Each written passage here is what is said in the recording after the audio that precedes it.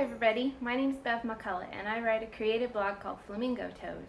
I'm so excited that you bought my Crafternoon mini hoop ornament kit. I think you're going to have a great time stitching up these little ornaments.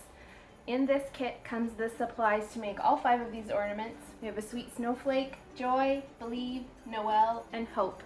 And they're perfect for hanging on your tree, of course, but they're great for ornament exchanges or even as gift toppers. Almost everything you need to make these is included in your little kit, so let's check out what's in your supplies. In your Crafternoon kits, you will find almost everything you need to make the 5 hoop ornaments. We've provided you with fabric for stitching on and tracing paper for putting the designs onto the fabric. We have 5 little plastic mini hoops for your designs and backing felt. We have also provided cute pom-pom trim, ribbon for hanging, and plenty of embroidery thread for you to stitch up this project plus more. And we have the patterns for you. We've provided you with a small needle, and we have a recipe card with all of the instructions that you'll need to make your designs. You'll need to provide a hot glue gun and a hot glue stick, a pen or pencil, and scissors. Let's get started. What you're going to need is one of your pieces of fabric and one piece of tracing paper. Your tracing paper has a shiny side and a kind of a waxy side. So you want to put the waxy side down on your fabric. Then you're going to pick your design to stitch. We're going to start off with the joy design. What you need to do is place your design over the tracing paper. You kind of want to make sure it's sort of centered. You have a little bit of fabric to play with, so you don't have to worry too much about that. But then all you need to do is grab your pen or pencil and trace over your design firmly. And the tracing paper just acts. The wax transfers to the fabric, and you have a super easy method of transferring your design. You want to make sure you get all the lines because those are going to be your stitching lines. So make sure you cover it well.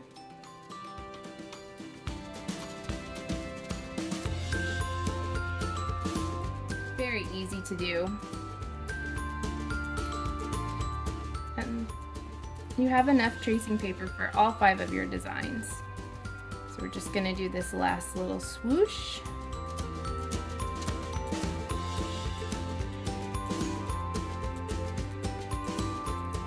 Then all you need to do is remove your pattern, remove your tracing paper, and you've got your design all ready to go. Once we've traced our design onto our fabric, we can go ahead and put it in our hoop. Embroidery hoops have 2 parts. One has an outer ring with a clamp, and then the other is a smaller inner ring. We're going to put our inner ring on the back side of our fabric.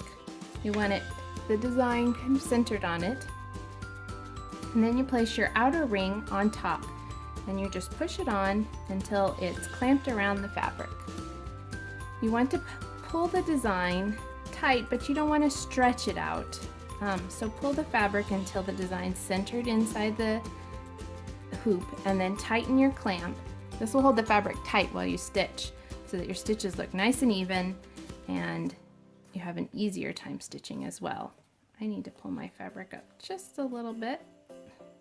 It's easy to do. If you need to, you can loosen your clamp again and readjust your fabric at any point. But then you just want to make sure it's nice and tight and you're ready to start stitching. We're going to get started with our joy hoop. You're going to need red and white embroidery floss for this project, and your needle, scissors, and the hoop, of course. So you're going to want to separate out a section of your floss and just try not to get it tangled. Floss does that. But you want a piece of floss about, this long. Cut off your piece of floss and set the rest to the side. Embroidery floss is made up of 6 strands. So what you're going to want to do is, for all the projects in this Crafternoon kit, use 3 strands of floss at a time. So separate out your floss until you have 2 sections of 3 each. There you go, you can see that. And then all you need to do is separate out the rest of the floss by kind of pulling down on 3 of the strands, and that separates it out. Continue until you only have 3 strands in the whole piece. Once you have your 3 strands separated, go ahead and pull out your needle that we've provided for you and thread your needle.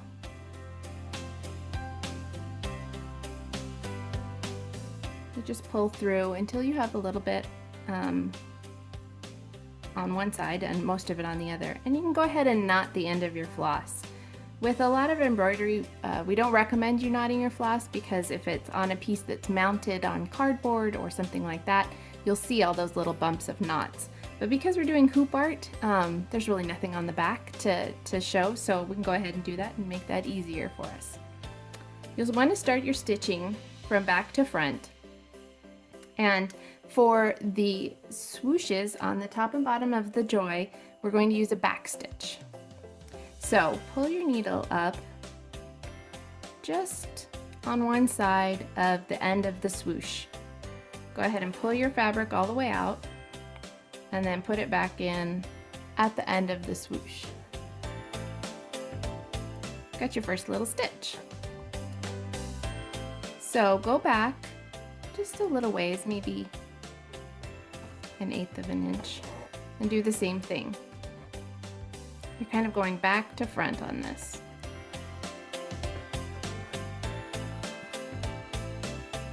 So what you're going to be doing, I've kind of gone on the inside of the stitching, the tracing line a little bit, but that's okay because we'll brush that off at the end. Doesn't have to be perfect. Once the whole piece is all done, I think you'll really see that you won't see those little imperfections in stitching that'll bother you as you're going. Just continue stitching until you have covered your entire swoosh with lines.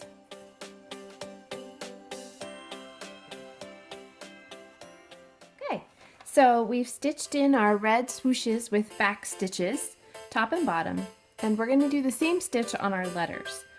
These are easy, just mostly straight or curved, slight curved in the line, so you're just going to do the same exact stitch to outline the letters.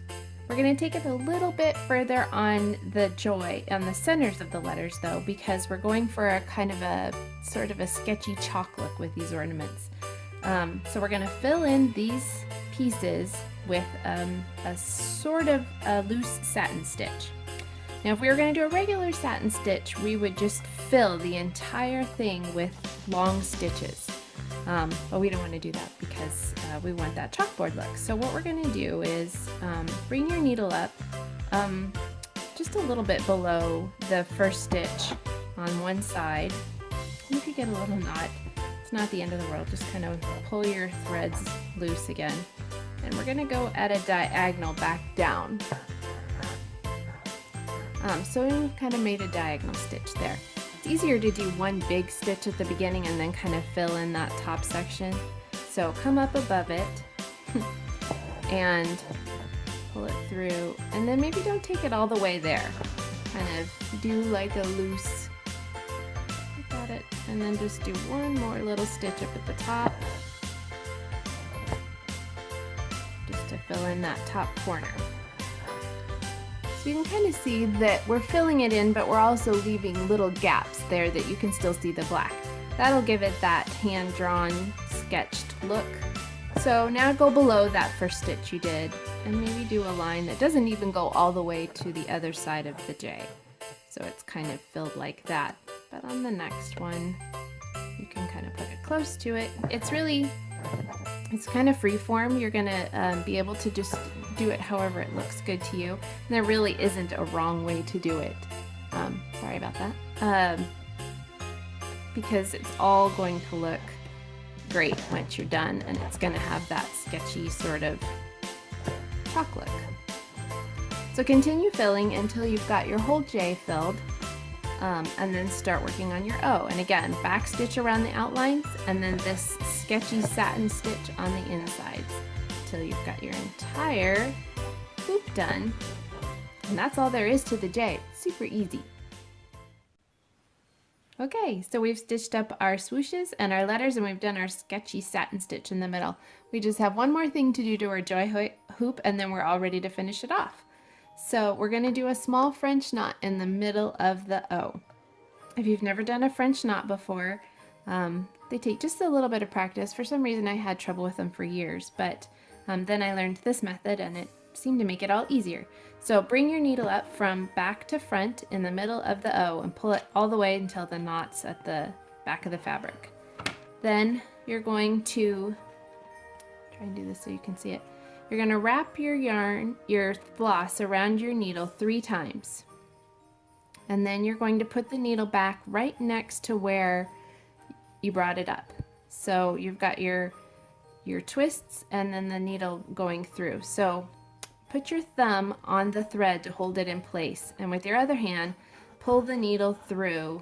Continue pulling the thread through until you reach the end, and you have a perfect little French knot. You're going to need that for some of the other hoops as well, so you can always grab a sheet of fabric and just practice away. Once you're done with your French knot, you're done with all your stitching, so go ahead and knot your thread.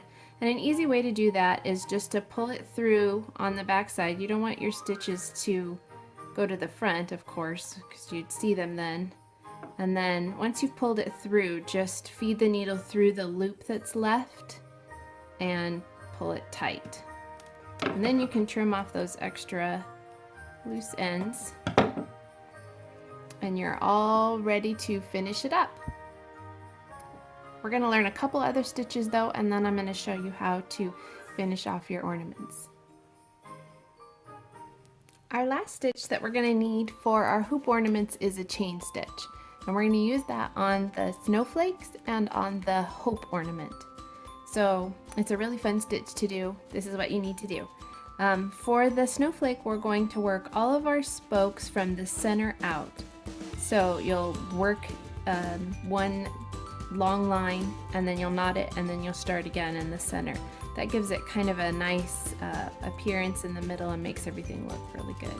So you're going to bring your needle up from back to front in the center and pull it all the way through, and then you're going to just do a small single stitch like we did with the back stitch. Except that I've grabbed the entire thing. So there we go, one tiny little stitch. Then about the same distance as your stitch, you're going to bring your needle up from back to front and pull it through again. Now turn your work a little bit so you can see what you're doing. You're going to thread the needle through that previous stitch. You don't want to catch the fabric at all. You can kind of see that it's loose there. But thread your needle through and pull your fabric through that stitch. Then where you came up, you're going to make a small stitch from back to front. Doing that slow so you can see. And you're going to pull your thread tight. So you can see there that it's kind of just, it's like a double stitch. So let's try again. So with the same method, you're going to go from bottom to top through that stitch you just made. Pull it through and then go in your starting point and then come up just a little ways away. Pull it through. There you go.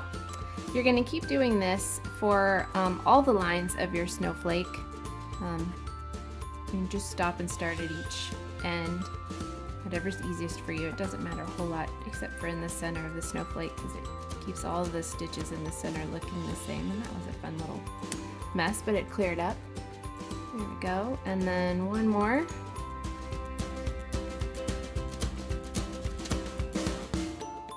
And then pull the needle through. If you pull it slowly, it's less likely to get those little tangles and snags, but if you get those, you can just kind of pull on them. Usually they come out pretty easily. So those are all the stitches of your snowflake parts. Keep doing that. And then you're going to fill in the rest of your snowflake with French knots. And I'll show you what that looks like in just a second. Okay, so we're going to go over real quick what stitches you use on which hoop. That's all on your recipe card, so you have it for easy reference, but this way you have a visual as well. So we started off with the joy hoop. It's got the back stitch at the top and the bottom. It's got back stitches outlining each letter, and then the sketchy satin stitch for inside the letters, and then a French knot in the center. We're going to use that same method with the Noel. You'll have back stitch top and bottom, back stitch outline your letters, and then the sketchy in the middle. The believe is nice and simple. All the letters are back stitched. The leaves are back stitched for the stem, and then each separate leaf part is just one single stitch. The heart is outlined in the back stitch, and then we have the sketchy satin in the center. The snowflake uses the chain stitch. It's entirely stitched from that, and then we have just an assortment of French knots around the outside. Those aren't on your pattern because you can put them wherever you'd like. You can add just a few or a whole bunch, whatever you'd like. You can see that some of my French knots look a little bit bigger than others. If you remember when we did the stitch, I wrapped the floss around the needle 3 times. To create a little bit smaller French knot like these, you can just wrap it twice or even once, and that gives you a different size French knot. The hope hoop is the last one. It is stitched with a chain stitch in all the letters, French knots all the way around, and then the little star are just straight stitches. You'll just follow the pattern lines and stitch long straight stitches for all of those parts. Now let's finish off our hoops and get them ready to hang on our tree. We're going to go ahead and finish off this joy hoop. You want to make sure that your fabric is nice and tight inside the hoop. It's probably come a little bit loose as you stitched. Just remember to pull on the outside. Don't stretch out the design too much, but pull it till it's nice and tight. So what we're going to do is trim off the excess fabric. So you want to just leave about 1/2 inch all the way around your circle. Don't get it too short or you won't have anything to glue. And if it's too long, it'll kind of pucker the fabric on the inside of the hoop, and you'll be able to tell that there's something there on the back. We don't want that either. So continue till you're trimmed all the way around. You just have a little bit of fabric left there. To finish off our hoops, we're going to glue the trimmed edge to the inside of the hoop. So just run a little bit of glue inside there. Carefully press it with your thumb to the inside of the hoop. Basically just making it so that you can't see any of those edges.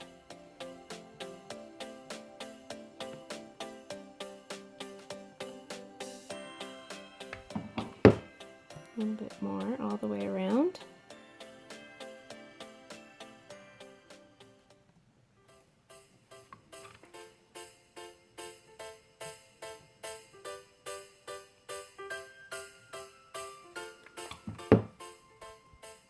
You don't have to do this step, but it's a great way to keep everything looking nice and trim, and want to make sure that all of it looks pretty, even the backside, since it'll be hanging on your tree or on your gifts. You don't want to let those stitches show, especially if you've got a little snarl or knot in there, which can happen to anybody. So once you're all glued to the inside, then we're going to add our pom-pom trim.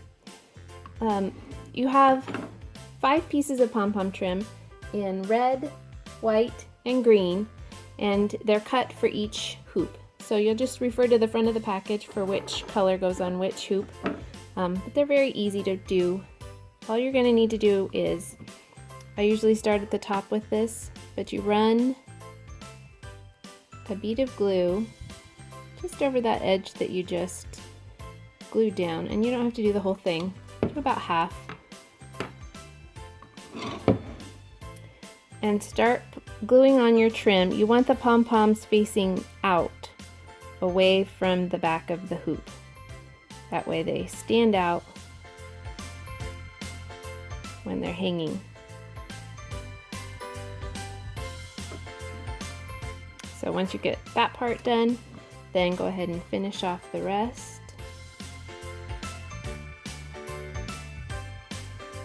All the way back to where you started.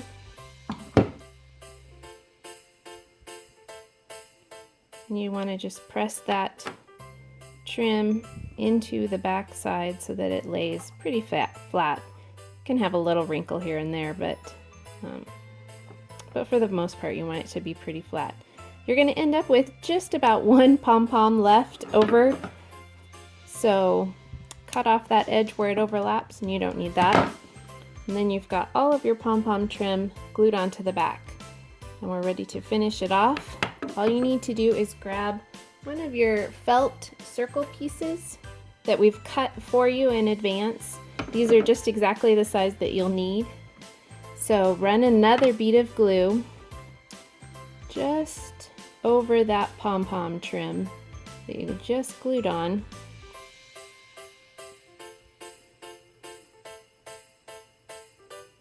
Make sure it's covered nice and well. And then you're going to place your black circle of felt right on top of that. Press it in. Try not to get your fingers in the glue, which is kind of inevitable. Make sure you press down on all the edges, and if it feels like there's a section that's loose, you can just add another little dab of glue in there. And that makes the back of your hoop look nice and tidy, and the front so cute. So one last thing, we have pre-cut sections of ribbon for you in this sweet little red and white polka dot. So you're going to pull out a length of ribbon. Now with these hoops, the plastic hoops, the clamp is really tight at the top. So you're going to very carefully loosen your clamp. You don't want to go too crazy with this because this is what's holding your fabric in place. But you want to loosen it enough that you can get your ribbon through there. Once you have your ribbon piece out of the package, just fold it in half and feed it through between those, underneath the screw, between the two sides of the clamp. Pull it through until you have the same amount on both sides. And then go ahead and tighten up your clamp so that your fabric will stay nice and tight. It's okay that that ribbon's all pinched. To knot it, I just did a little overhand knot there at the top, pulling both ends through. Pull the knot up kind of close to the top so you have plenty of room, and then pull it tight. And then you are all ready to go and hang your cute new ornament on your tree, or give it as a gift to a friend, use it as an ornament exchange. There's so many options for this. So I hope you really enjoy the kit. And if you have any questions, feel free to email me. My email is bev@flamingotoes.com, and I'd be happy to answer your questions. Thanks so much for listening.